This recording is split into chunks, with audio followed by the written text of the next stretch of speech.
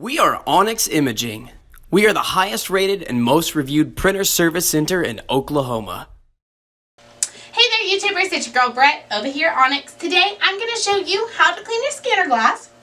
And I'm working with an HP MFP M-130. So you want to open your top hatch. You want to get your favorite glass cleaner and a lint-free cloth.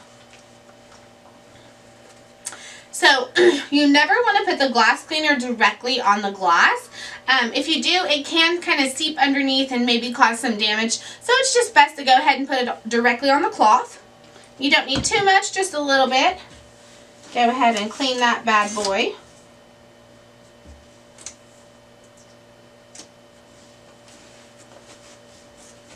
Sometimes you might see pen marks on here or even whiteout. If you do see that, then go ahead and just clean it another time.